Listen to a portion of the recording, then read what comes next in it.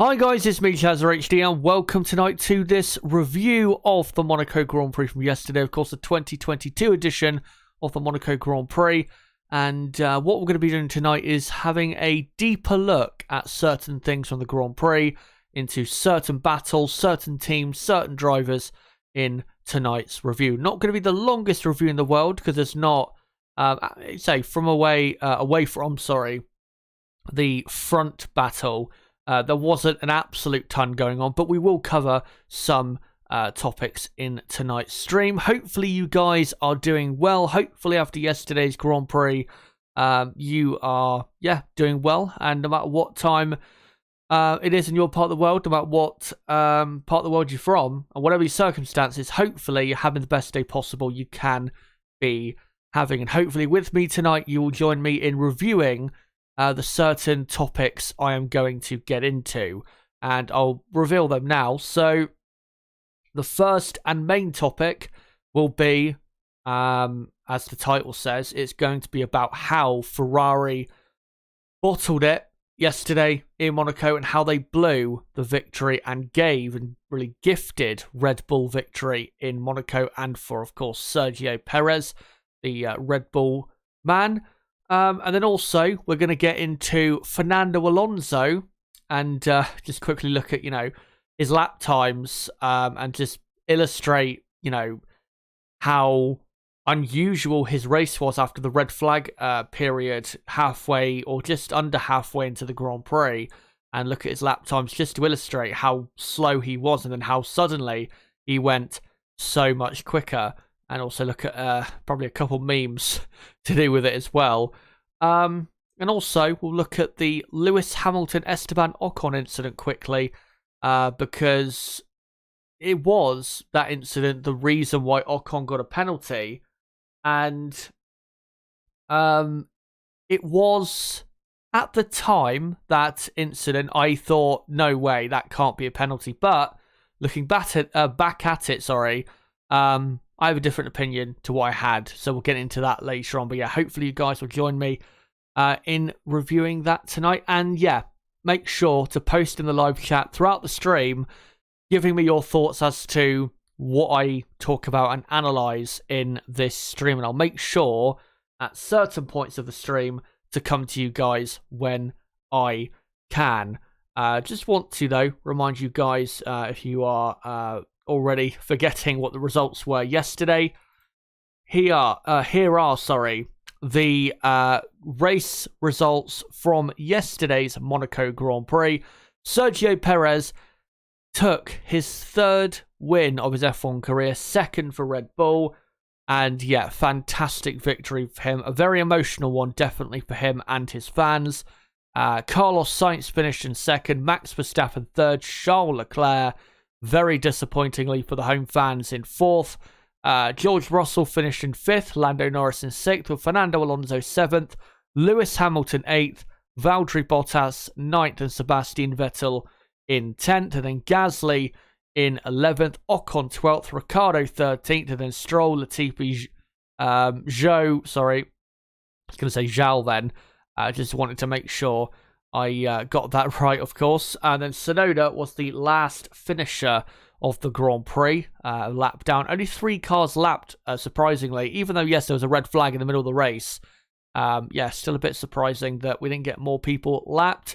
And then out of the race, the only 3 retirements, Alexander Albon in the Williams, and the 2 Haas's are Mick Schumacher and Kevin Magnussen. And by the way, just confirmation, you're wondering from yesterday, Mick Schumacher is absolutely fine and is actually more so annoyed at, what happened, him making the mistake, because he was in not a great position, but, he could have been a contender towards the end for a decent result. So, yeah, definitely he was very disappointed with that. But yeah, that was the Monaco Grand Prix race results. Now, we'll, in a moment, just go on to the main topic of this stream. I just want to say, though, before we get into it, that I want to just make it clear that this little segment I'm going to do is also going to be uploaded tomorrow on the channel. So if you do miss some of it, or if you want to re-watch this little segment I'm about to do again, then it will be uploaded on the channel tomorrow, probably at midday UK time, just again, in case anyone did not see this part of the stream. So I'll just quickly hide this, and then obviously there's the reason obviously this is positioned over here is because normally I have the running order on the side here, but we'll just quickly get to this picture, of course, of the Ferraris, and we will get going. So yesterday, of course, Ferrari on the grid were in a fantastic position, front row in qualifying. Charles Leclerc, the home driver, and a driver that really needed to bounce back in terms of the World Championship, was in a great position to do so, and he had to win the Monaco Grand Prix, especially after the Spanish Grand Prix, where, of course, the Ferrari car failed him. He had to get the victory in Monaco, even if Max Verstappen finished in second, meaning that Leclerc's points gain was not that big. They had to win in Monaco, but of course they did not, and the way the Grand Prix was lost was very sad and disappointing for Charles Leclerc, as these two teams, Ferrari and Red Bull, in yesterday's race were the ones, of course, contending for the victory in Monaco. No Mercedes to be seen this time in Monaco. So obviously, we had a very long delay to really get the race underway, but once it got underway, the two Ferraris, of course, led away from first and second. It was a rolling start, and the Ferraris definitely had the pace of the two Red Bull. Charles Leclerc was about 3.5 to 4.5 seconds clear of Carlos Sainz, and then another 1.5 back to Perez, of course, who went on to be the victor. So he had a pretty good gap after not that many laps by the time that first pit stop came for Perez and then Leclerc. Yeah, pretty good gap to have by that point. But as I'll come to now, you can see Sergio Perez pitted on lap 16. Charles Leclerc, though, would pit on lap 18. 1 lap too late for him and Ferrari. Now, with Sergio Perez, once he pitted in the Red Bull, I mean, we saw the intermediate tyres were already working well with Pierre Gasly, because Gasly had already overtaken a couple cars, which, of course, overtaking at Monaco is very hard, and you have to have a massive pace advantage over the other car to get the overtake done. So we saw that the intermediates were working, but Sergio Perez definitely caught Ferrari unawares, because Ferrari would come out after the race and say that they didn't think the Inter would be that strong and just that much better than the wet that the Ferrari were on. But if we look at this graphic here, which is the lap times from the Grand Prix, you can see how Ferrari just got it horribly, horribly wrong. So Sergio Perez on the far left-hand side, he pitted on lap 16. Obviously, it says P next to that number. And then the lap after, which was his out lap, he did a 1:32.1. His out lap was quicker than any lap he had done before on the wet tyre. So he was already clearly showing, and in the sectors on his out lap, clearly showing that he was miles quicker on the Inters, probably at least 5 seconds quicker on that first lap than he was on the wet tyre. And on also lap 17, if you look across to Charles Leclerc here on the far right, if you look to lap 17 for him, of course, he pitted on lap 18, and you see the P there next to number 18. On lap 17, which was Charles Leclerc's, his last complete lap that he did on the wet tyre, he did a 1:31.4. Perez only 0.7 of a second slower, even though Perez, obviously on lap 17, that was his out lap, and he would have lost at least a few seconds to Leclerc, because obviously when Perez crosses the line to start his new lap, loses a bit of time, exiting the pits, and then obviously it's a slower run on the release just after the first corner. So already there is clear evidence that, you know, Perez in the Red Bull on inters is very, very quick. And then if we look at lap 18 for Sergio Perez, Perez did a 1 minute 25.2. That is, compared to his best time that he did on the wets, was what? 7.5 seconds quicker, I think, for Sergio Perez. And if you look at Leclerc on lap 18, when he pitted, the same lap that Perez did that 125.2, obviously Leclerc pitted, he did a 150.8 for that lap. Pitting in Monaco is about, what, 21 seconds in terms of lap time loss, I believe. So, you know, Charles Leclerc, for that lap, let's say if he had completed lap 18 still on the wet tyres, would have done a 1:31. So Perez, at this point, is at least 5 seconds a lap quicker. Why did Ferrari not pit Leclerc a lap before? If they had pitted him at the end of lap 17, Perez may still have got the lead, but it would have been close. It would have been close. Leclerc may have just held on to the lead. Perez may just have got it, but Leclerc certainly, if Perez had got it, Leclerc certainly would have been a lot closer to Sergio Perez than he was when he eventually pitted, because he lost about, at least 7 or 8 seconds, I believe, in this 2 laps that he went without pitting after Perez, of course, made his pit stop. Now, at that point, Leclerc, of course, he came out in, at the time it was 3rd place. It was a net 2nd because Carlos Sainz was still out there on track in the lead on the wet compound tyre. And if we just move on, as you can see here, Carlos Sainz on that wet compound tyre. Carlos Sainz, the plan with him was to go or stay on the wet compound and then move straight from the wet tyre to the dry tyre and just skip out the intermediates, which around Monaco is probably the best strategy. We saw this with Lewis Hamilton in 2016 where he did it, and that really helped him to win the race in 2016 over Daniel Ricciardo in the Red Bull. Of course, Ricciardo's really slow pit stop probably was the main thing that won Hamilton the race, but, you know, going from wet to dry instead of wet to inter to dry definitely helped Hamilton that day. And for Carlos Sainz, it also helped him because it made sure he was able to still, even though Perez pretty much caught back up to the back of him, he wasn't, when he made his pit stop, of course, with dry tyres, which was a lap before Perez, and I think and Verstappen, he didn't lose anywhere near as much time, you know, as if, you know, he went from, if he did go from wet to inter to dry.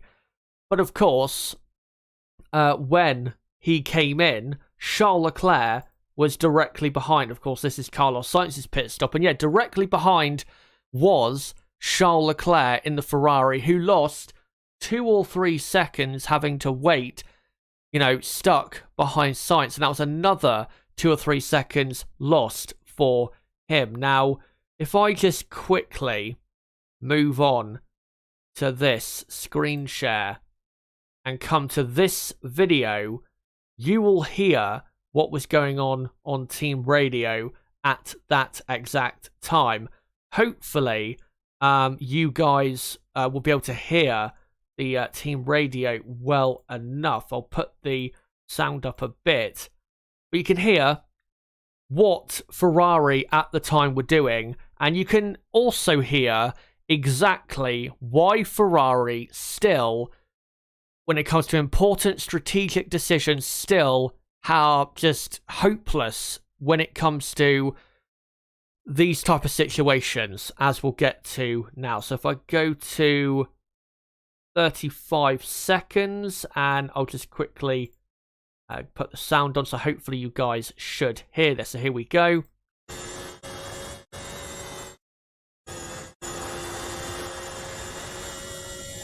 And box now, box now, box for hard. Stay out, stay out, stay out. Fuck! Why? What happened? Tire, position 5. So you can just hear there, if you did hear that, you can hear right there, they tell him, right, come in for hard tyres. Obviously, Sainz came in just ahead of him. And then literally, as he's entering the pit lane, oh, no, stay out, stay out, stay out. They don't know what they're doing. They literally do not know what they're doing. How can you do that literally as he's going into the pits? Just be like, no, stay out, stay out, stay out. You've got to be absolutely certain in what you are doing. I know everything at this point of the race, it's a lot of things are happening very quickly. I get that, but they have got to commit to something strategically here. I mean, if they kept Leclerc out for another lap, that probably would have been even worse for him. He wouldn't have lost any more positions, really, but he would have lost more time at the time to his teammate Sainz and the two Red Bulls. So it was just so stupid what they did there. And again, I'll play it again. And again, you can just hear precisely why Ferrari strategically are so poor. They do not have a clear plan of what they are doing and are unable really to adapt to what is going on in a race. I'll play it again. And box now, box now, box for hard. Stay out, stay out, stay out. So again, you can hear that. Just such a bad call. Honestly, such a bad call there for Charles Leclerc. And of course, and he then, like I said, he lost 2 or 3 seconds having to wait behind Carlos Sainz. I mean, maybe if he had stayed on track and, gone round, he wouldn't, obviously he wouldn't have lost those 2 or 3 seconds where he had to wait for Sainz, but because the dries were definitely the better tyre when Sainz went onto it, he would have still lost some sort of time, especially towards the end of the lap where it was pretty dry. So very poor strategy there for Ferrari. And you can see, if I go to this, the amount of time compared to his teammate that he lost, and also the two Red Bulls in that second stop. So Sainz, of course, it was his first pit stop. He did a 24.6 for the amount of time he lost in the pits. Leclerc 28.0. So that's 3.5 seconds he lost in the pit lane, when Perez gained about 3.5 seconds on Leclerc. And Verstappen, how he was able to get past Leclerc was because, of course, when Leclerc went on to Inters, Max was right behind him, or about a second or so behind him, and then gained about a second, just over a second, in the second pit stop phase. And that was what was, that's what allowed Max Verstappen to get into third place.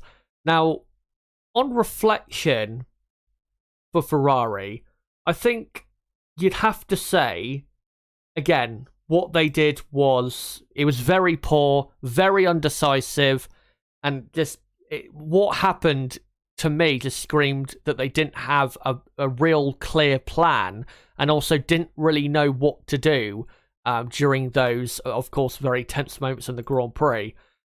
What really, in terms of that first pit stop for Leclerc, what the options really were for him or for Ferrari rather, there were 3 options when Perez pitted. Either they could have responded with the intermediate tyres, instead of, them responding 2 laps later, they should have responded a lap later. The second option would have been to pit at the same time as Perez or a lap before, to try and protect themselves against Red Bull possibly doing that. The third option, though, which I think was the best strategy decision they could have gone for, and they actually did do with Carlos Sainz, which honestly, looking back, I don't understand why they give Carlos Sainz, the number 2 driver, the better strategy than Charles Leclerc. The best strategy was to stay on the wet and then go from wet to dry. That's what allowed Sainz to jump. He didn't jump position, but he didn't really lose out on anything. And if you look also down the order, George Russell, for example, was behind Norris before Norris went from wet to inter, but Russell stayed on the wet and then went from wet to dry. And eventually, once it all shook out, Russell was in 5th place ahead of Lando Norris. So that was the best strategy to do. But Ferrari, for some reason, put Sainz on it, their number 2 driver, but Leclerc, they decided to go for probably the riskier option at that point, considering Perez's extra pace in the Red Bull. Just a baffling decision, honestly, I think, for them. And Leclerc had quite a bit to say after the Grand Prix, and we'll move on to that now. And he said after the race, obviously in these conditions you rely a little bit on what the team can see, but because you don't see what the teams are doing with intermediates with dry tyres. And then he said he was asked questions whether I wanted to go from extreme wets to slicks, and he said, Leclerc, yes, but not now. He probably said that a few laps, I'd imagine, before Perez pitted, and he said it would be a bit later on in the race that happened. And then he said, just after that, I don't understand what made us change our minds and go on the intermediate. And then said, we got the undercut, I stopped behind Carlos, there's been a lot of mistakes and we cannot afford to do that. It's been hard, or it's hard as it's been the other years here, so I'm getting used to getting back home disappointed, but we cannot do that. Especially in the moment that we are in now. We are extremely strong, our pace is strong, we need to take opportunities, we cannot lose so many points like this. And then he said later on in the later on in this article from racefans.net, Leclerc said the first mistake was a very clear decision and a very wrong one. From that moment onwards, the mess started. And the best strategy, as I said just a moment ago, the best strategy for Leclerc and Ferrari, considering as well they had track position. I mean, Perez and Red Bull, what they did, they had to do to try and do something to, fight Ferrari or try and win the race. What Red Bull did, even though it wasn't probably the best strategy overall for the race, was the best thing for them to do to try and force Ferrari into doing something, which of course they did. But Ferrari just had to stick with what they did with Carlos Sainz, but of course they did not do that. A very, very poor decision from them. And of course it resulted, once it all shook out, in Sergio Perez leading from Carlos Sainz with Max Verstappen in 3rd, and then in 4th place it was Charles Leclerc. Now I know there are a couple other reasons why you could argue that Leclerc didn't win, such as traffic, Alex Albon holding him up, even though yes, it did cost him 2 or 3 seconds, but the majority of the reason he lost is because of his team. And then the second thing I've obviously heard about, since then is obviously the Red Bulls possibly cutting the pit exit line. For the evidence I've seen, Perez, I don't think cut it at all. And Verstappen, I think, may have just had some of his tyre go over it, but was still pretty much on the line. So, yeah. Those things were definitely not the reasons why Ferrari did not win the Grand Prix. The reason Ferrari lost, and the reason Charles Leclerc had his Grand Prix destroyed, his home victory, which was looking certain destroyed, was all because of his own team. And yet again, Ferrari get in their own way, trip over themselves when it looked like it was going to be certainly a great result for the team. I said after qualifying, only Ferrari would blow a 1-2 from qualifying in Monaco, and that is exactly what they did. And of course, after this, Red Bull will now have the ascendancy in the championship battle. It's not over, for sure. Ferrari are definitely still in the battle, but it's definitely advantage Red Bull. And given that Ferrari had to do well in these last 2 races that have just gone, because they had the best car, to not win any of them when Leclerc was leading both is absolutely colossal in terms of a loss for them. Like I said, championship not over, but certainly their confidence very low right now, and Red Bull definitely have the advantage in this year's championship fight.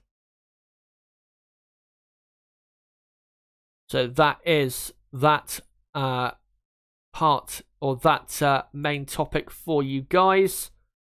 And hopefully, by the way, you were able to what you call it. Hopefully you'll be able to I can't even bloody speak. Hopefully you were able to hear the team radio. Please let me know in the chat, by the way, were you able to hear the team radio audio I played? Please put yes in the chat so I don't have to record it again after the stream or something. I mean, it came through pretty fine on my end. So yeah, just let me know in the chat whether that came through for you. But yeah. Yeah, as I said, Ferrari, they can complain all they want about, oh, did Max cross the pit exit line, or Perez, did he cross the pit exit line, and traffic, and all of that, and, you know, possibly Red Bull, you know, could go over the budget cap limit. They can complain about all of that, but at the end of the day, the reason they, in the last couple races, have faltered, and the reason they have truly failed in the last 2 races to get the win they should have got, is all because of themselves. But, yeah, guys, let me know in the live chat and also the comments section, what did you think of Ferrari's decision-making in Monaco? What would you have done on strategy? Would you have pitted a lap sooner for Inters? That was probably the second best choice for Ferrari to go for with Leclerc? Or would you have done what was, at the time, I think was definitely the clear best decision, but also, of course, in hindsight, the best decision? Would you have kept Leclerc out on the wets and gone from wets to dries like they did with Carlos Sainz? Let me know, again, in the live chat and comments section what you would have done with Ferrari. And if you have any comments in regards to Ferrari, in regards to, you know, just how they have done in the last couple of weeks and also how they did yesterday, then make sure to post it in the chat or the comments section, and I'll try and alternate between pictures if I can in the next few minutes to keep things moving. But before I get to any comments in the chat, I just want to say, for anyone new watching who is not subscribed to the channel, don't forget to subscribe for more content like this. If you did just miss that bit I did about Ferrari, then don't worry. I will be uploading that tomorrow as a clip from the stream. And also, I am going to be live on Wednesday to go through the Mercedes F1 team and basically review their season so far, why they've been so slow, what the exact problems were, how they, of course, performed up until their upgrade, and then how the upgrade has seemingly improved things, and then looking at where do they and where should they go from here into the future. Of course, you know, great team, very talented team in terms of personnel, and also 2 very good drivers. You'd imagine that Mercedes aren't just going to collapse as a team. So, yeah, we'll see. On Wednesday, we'll see, obviously, that stream. Or we'll see that stream. Obviously, I'm going to do it, but you'll see that stream. But yeah, if you are new to the channel, then don't forget to subscribe for that. Bottom right of the screen, don't forget to do it right there. And as well, don't forget to smash the like button and share this video and channel everywhere you can. And don't forget to follow me on Twitter at ChazHD5. But let's have a look at the chat quickly. McLaren F1 Race says, I started watching the race about 15 minutes in yesterday. I just assumed they were behind the safety car. Turns out it was a circuit lighting / power issue, wasn't it? Yeah, there was a power cut. I think that might have been why the FIA were so silent in terms of communication. But yeah, that did happen yesterday. Jerry says, someone is to be fired. This would have never happened under the Jean Todt, Ross Brawn days. Yeah, of course. I mean, I've literally been saying that this has been a problem for them, and they've got to try and find someone, hire someone, or change the way they do things structurally, or just do something that will improve the decision making on the pit wall. And they just haven't. They've been like this for 5 years at least, and you could argue this goes back to, 2010. Of course, that fateful race in Abu Dhabi. You could argue it goes back to them, but certainly for the last 5 years, most times than not, Ferrari make questionable and just sometimes dumbfounding decisions as to what to do with their cars in terms of pitting. And if it was me, I think I even said this in the race watch along when obviously we were covering the race. I'm pretty sure I said this on mic. What I would do is keep the two Ferraris out on wets and just go from wet to dries. I assumed that's what the top teams were going to do. Then, of course, Perez pitted, and then I thought, well, Red Bull do have to try something. And obviously it worked for them because Ferrari took the bait, essentially, with Leclerc. But I assumed the top teams would do that, go from just the extreme wet to the dry and not bother with the intermediate because it was the best decision.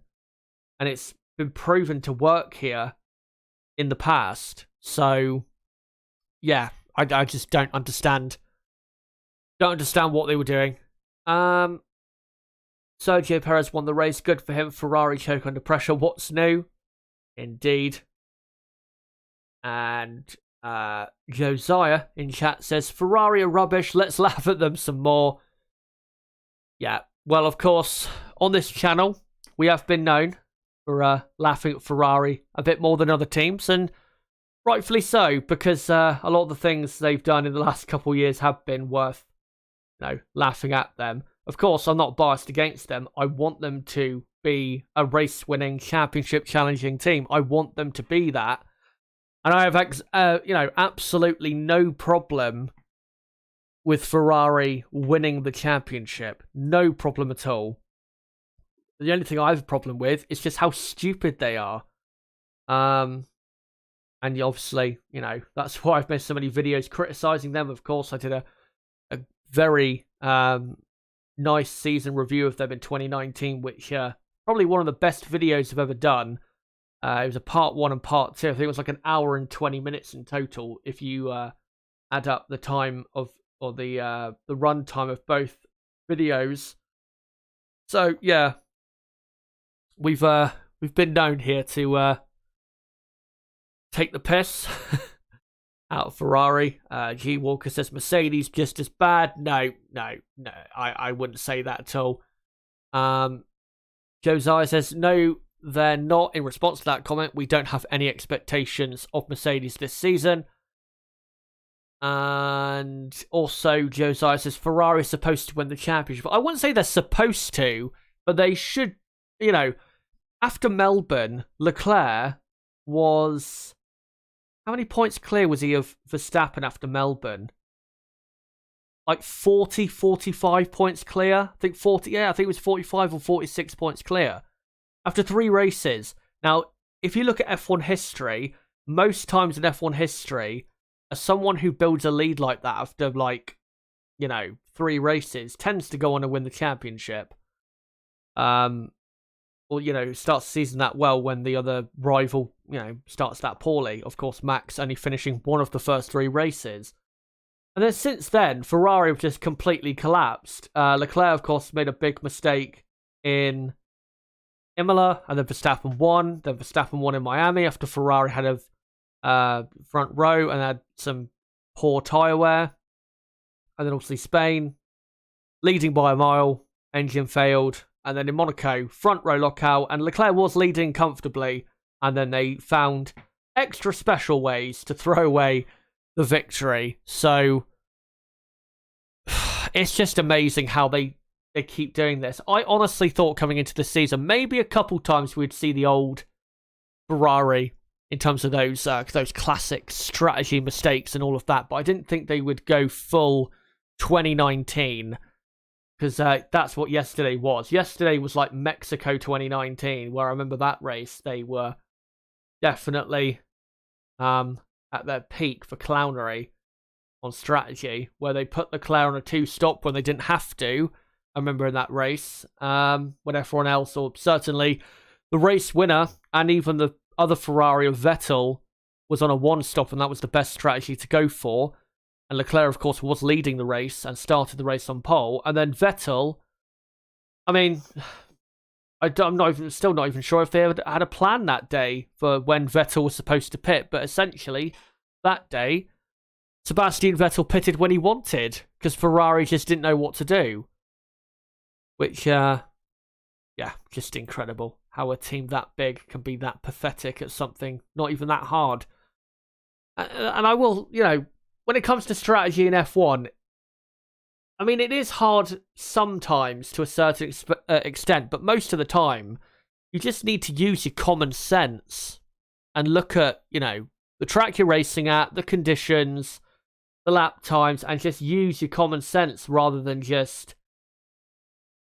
It's like they're waiting for it to become so obvious that, they have to be forced into a decision rather than committing to something. They can't commit to anything as a team. G. Walker says, I'm referring to Mercedes' past mistakes. Why doesn't Mercedes have a handle on the 2022 car? Well, not yet. I mean, they might get there, Mercedes, so let's wait and see with them, because I think, like I said, I think they might get there by mid-season, but definitely. Ferrari, the clowns, yesterday. Now, we're going to get on to a final couple topics now, before we come to you guys again in the chat. So let me go to Fernando Alonso in the Alpine. Now, Alonso, of course, he had a very good weekend. Could have probably qualified and then probably finished in 5th place in the race. He was 5th after the first run in Q3. And then with the red flag coming out at the end of Q3, that hurt his chances. But also him crashing at the Mirabeau hurt his chances as well. So then, started 7th for the race. Finished in 7th place. But it was a funny and quite entertaining race, actually, from Fernando. Certainly after the red flag ended after lap 30. Because what we saw from Alonso was, it is still curious as to exactly what he was doing. But what happened essentially was, on the restart, because he was on the medium tyres, and I think Lando Norris was in 6th, just ahead of him. I think Norris was on the hard tyres, if I remember. So Alonso, obviously on the fresh and softer tyres, was trying his best to try and get past Norris. Of course, a top 6 finish for Alpine would be massive for them in the Constructors' Championship. But he couldn't get past, tried his best for a couple laps, and then just had no pace. His pace was absolutely terrible for like a 5 to 10 lap period. And if we just go to the lap times now, you can see here, obviously this is from earlier when I was looking at Perez and Leclerc. Alonso, you can see in the middle here. So, sorry. So Alonso let me try and scroll down if I can with this image to show the lap times below. So, yeah, I think it was at lap 31, lap 30, no, it was lap 32, 33, I think, when the race officially got back underway. And you can see Fernando was doing, 24.8 on lap 33. I'll scroll up slightly so you guys can make sure that you guys see it's Alonso in this middle column. On lap 33, Alonso did a 24.8, and then to compare it to the leaders, they were doing a 23.4, which, that's a second and a half. And given that Alonso was very close to the back of Norris and kind of in traffic, you would expect Fernando to lose about, that amount of time. Plus, the Alpine is a lot slower than the Ferrari and Red Bull car. And then the lap after, Perez did a 20.6, Leclerc did a 21.6, and Alonso did a 22.8. So still the lap time's not that bad. But by the time we get to, say, lap 37, you can see Perez, 1 minute 18.3. Charles Leclerc, 1 minute 18.7. Fernando Alonso, 1:21.7. So he's gone from a second off, or, a second to a second and a half, which you would expect at best for the Alpine, again, because he's in a bit of traffic, and also because the Alpine is quite a bit slower in race conditions compared to the Ferrari and Red Bull. But now, in about 4 laps, or 3.5, 4 laps, he's gone from a second to a second and a half off to now 3 seconds per lap. And even when Sergio Perez on, say, lap 40, 41 was doing a mid 1 minute 16, who of course was the leader, Alonso 120.0. He was almost 4 seconds per lap slower than the leaders, which we know the Alpine is not that bad.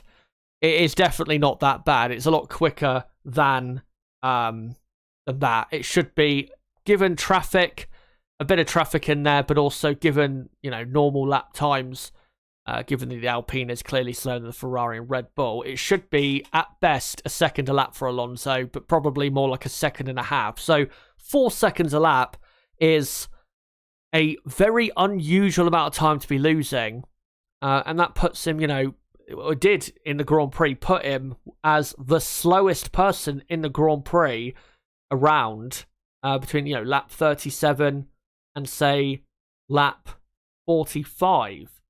But then, all of a sudden, from lap 45 to lap 50, you can see he starts progressively getting quicker. Does a 1 minute 18.7, 18.5, 18.6, and then goes to a 17.5 on lap 49, a second quicker than his previous 2 times. And then on lap 50, he did the fastest lap of the race, with a 1 minute 15.8.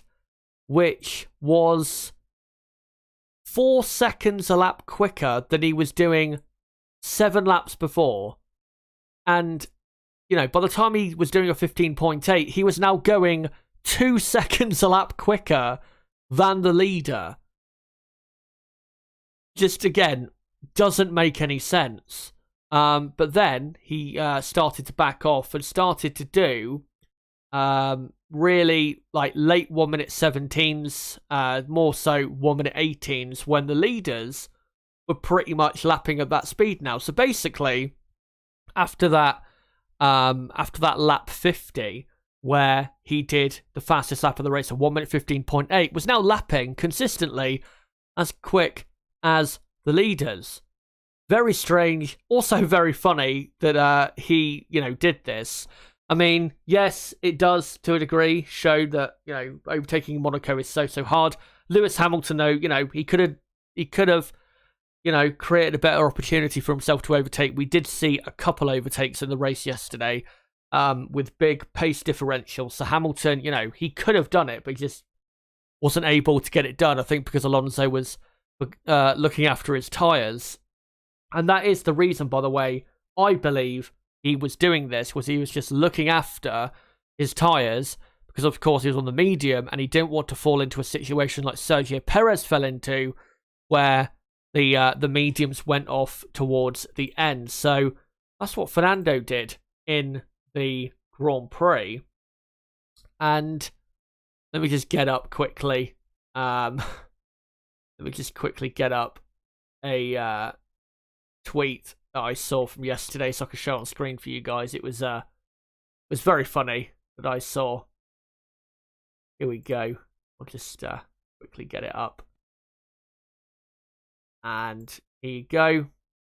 And here it is from Battery Voltas on Twitter. By the way, if you are on Twitter, make sure to follow this account. I'm not following it. You know what? I'm going to, because I've recently found out that it's a very funny account. But this tweet was posted in relation to Alonso.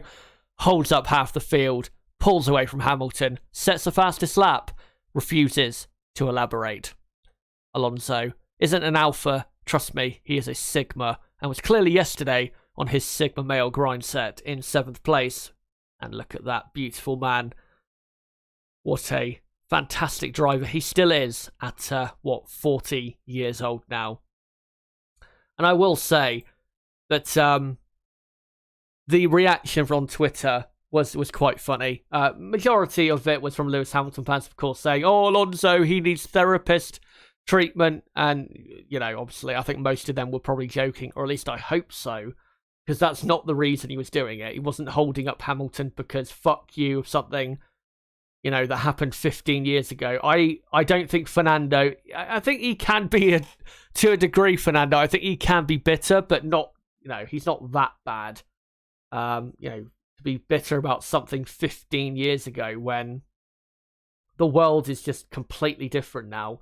And obviously, him and Hamilton pretty much in a completely different headspace to what they were at the time. But yeah, I absolutely loved that from Fernando. It definitely was I think we were in the race watch along, we were laughing about it because it was just so funny to see him without any explanation or cause being deliberately so slow. And I'll just quickly actually check on the F1 website just to check if it was, him looking after his tyres, because I'm pretty sure that was the reason.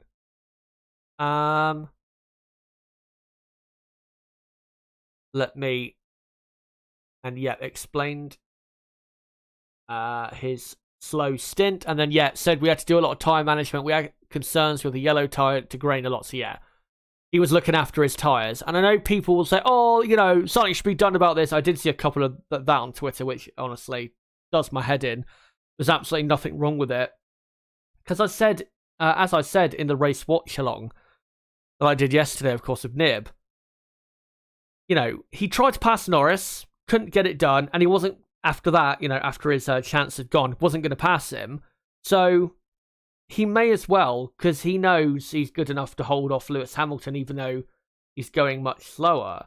He may as well just look after his tyres as much as possible and then use them when he needs them, which he did towards the end of the race, because they only did, I think, 62 laps in total for the Monaco Grand Prix. And that fastest lap was about, 10, 12 laps before the end of the race. So I see no problem with it. He, I think, was just driving a very, very smart race, honestly. And like I said, I think in that stream as well, Michael Schumacher, I remember doing it at Imola in 2006, where I think he had like a badly, it wasn't a badly worn set of tyres, but it was a set of tyres that just didn't, it was like an unbalanced set of tyres or something. So what he did was he just backed off and deliberately went, 2 or 3 seconds a lap slower, and then just used the grip left in the tyre for when he needed it, which was, of course, around the pit stop phase. Of course, back then, refueling, we had an F1, and the ins and out laps back then were critical to race position. So, yeah, I don't see any problem with it. I thought it was a very smart thing to do. I mean, yeah, sad for Hamilton, but that's Monaco. I mean, if Hamilton had done the same, I probably would have said exactly the same. So, yeah. And finally, let's go on to this Hamilton-Ocon incident. So, you may have seen this in the Monaco Grand Prix, and on the broadcast briefly, they showed a replay of Lewis Hamilton trying to slither his way up the inside of Ocon into turn 1, and then there was contact as Hamilton tagged the right rear tyre of Esteban Ocon. Now, at the time, we only saw really, or at least I only really saw the end of that replay, seeing Hamilton tag Ocon. So I was kind of thinking that Hamilton was maybe doing a bit of a desperate, last-ditch move. But looking back, I think it was fair that Ocon got the penalty, because as you can see here, as they're in, they're entering or pretty much in the braking zone, or at least the beginnings of the braking zone now, or the braking phase, whatever you want to call it, Lewis Hamilton has his car, halfway at least alongside Esteban Ocon. And then when we get to this point, Ocon has just fully turned in, and that's why Hamilton hit the back of him. So, again, if we go back to this, you can see, again, halfway alongside. And at this point, I'm pretty sure the rules state, but I know that in terms of the unwritten racing rules that just exist for drivers, If someone is halfway alongside you going to a corner, you don't turn in. You give them space because they've earned enough space at that point. So Esteban Ocon at this point should have not just, let Hamilton through, but gave him enough of the inside line so that there wasn't an accident, and definitely not done this, which was just turn in as if he wasn't there. So the penalty was fair, and it's sad for Ocon because, he did deserve the penalty, but his defence against Hamilton was, after that, really, really good. But Hamilton definitely deserved way more space than this, which was none at all. So, yeah, deserved penalty, and I guess I should apologise for criticising the FIA when it came to that decision. But, yeah, Lewis Hamilton didn't really gain anything from Ocon getting a penalty anyway, because Hamilton finished where, of course, he qualified. But I'll come back to you guys in the live chat, and also in the comments section. Make sure to post what you thought of what Alonso did in the race in Monaco, and your thoughts about it, and whether it was the right thing to do, or whether it was fair. For me, it was totally fair. I don't see a problem with what he did. And also let me know what you thought of this incident between Lewis Hamilton and Esteban Ocon. But let me come back to the chat and read out a couple final comments, hopefully. Josh says Fernando was amazing. Had a great weekend. G Walker says thank you, McLaren. Although that's he's saying thank you, obviously McLaren F will race in the chat. He's wishing him happy holidays, of course. And just trying to see if there's any other comments here. By the way, shout out to Otomio Parker. If I've mispronounced your first name now, I'm very, very sorry. But hello to you. And by the way, just trying to say hello to people who posted in chat, who are watching, and also Aline, hello to you. And I'll read out this comment from Bert, who says, "This is why Red Bull will win the World Championship." And when it comes to obviously what we were talking about a minute ago with Red Bull and Ferrari, I think Red Bull will win the championship. I'm pretty confident about it. I hope it goes down to the wire like last season, because last season was an amazing season, and when title fights go down to the end, that's normally where we get the most memorable years, most classic battles, and all of that. So yeah, hopefully that happens, but realistically, I think Red Bull will have the championship. I think they'll win the championship, but I think they'll probably have it wrapped up by the end of the European season. So obviously that's Monza time.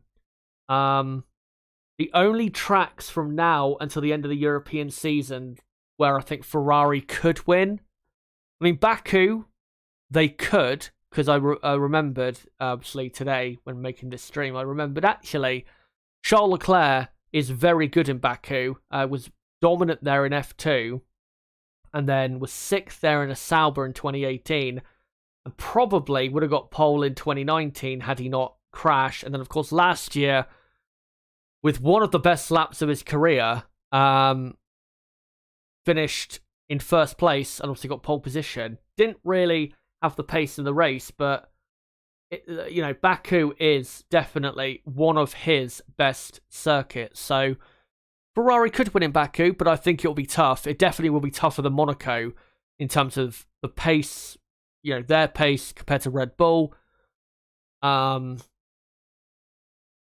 then after that, honestly, Montreal, they'll have a decent car, but I think Red Bull most likely will have the better car there, because I just think their car suits that track better. And Red Bull Ring, I think, is a write-off, really, for Ferrari.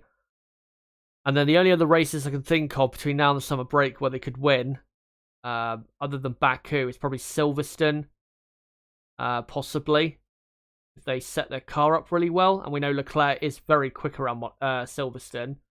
Hungary, of course. Maybe Paul Ricard.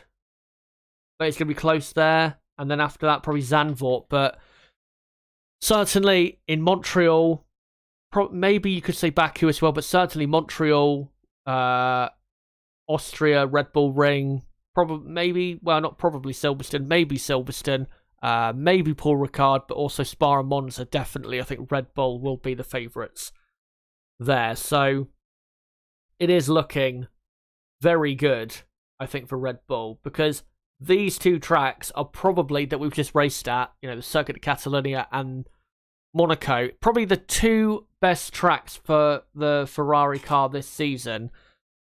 Maybe you could put Hungary or the Hungaroring and the Singapore track in there as another two tracks where Ferrari will be at their best, but that is quite a way away, those races. I think it's Mute Mind says or asks, did Ferrari just bottle the championship? Not quite, but it's a big blow, and it's a big turning point for sure in the championship fight. Josiah says even Mercedes could win in Baku and Canada, and Ferrari need to watch themselves. I'm not sure about that. I think Mercedes will not win in Montreal because that circuit is quite bumpy, and we saw this weekend just gone that they are still struggling around bumpy circuits. But Baku, if Ferrari aren't quite on top form, then yeah, Baku, Mercedes might be able to cause a bit of havoc for them. Also, George Russell is another driver who has had good history around Baku, certainly in I think F2 and EP3 back in the day. So yeah, we'll see what happens with Mercedes. I think Mercedes will be closer definitely to the front two teams in Baku, but certainly I think in the race, if we get some safety cars and some havoc, then Ferrari, if they don't get it right again, could lose even more to the championship rivals. But I'll just quickly move on to this picture of course, your race winner yesterday of Sergio Perez. And that, guys, is the conclusion of today's stream. Thank you guys for coming along to tonight's stream. Reminder, the main topic of this video that I've already done, I will be doing a I recorded that part of the stream, so I will be uploading that as a stream clip tomorrow about how Ferrari destroyed Charles Leclerc's race. So don't worry, if you missed it, it will be up on the channel tomorrow at 12 PM UK time. And then on Wednesday, in 2 days, of course, from now, at 8 PM UK time, I'll be live for a in-depth review and just in-depth look at the Mercedes Works team and just how their season has been and where it goes from here. So don't forget to, if you are new to the channel, don't forget to subscribe for that content coming up. Bottom right of the screen, you can do it right there. And as well, smash the like button and share this video on your channel every way you can. And don't forget as well to follow me on Twitter at ChazHD5. And don't forget as well to join my Discord server, link below in the description. Best place that is for notifications of my videos and streams. But until my next stream, guys, on Wednesday covering Mercedes, it has been me, ChazHD. Goodbye.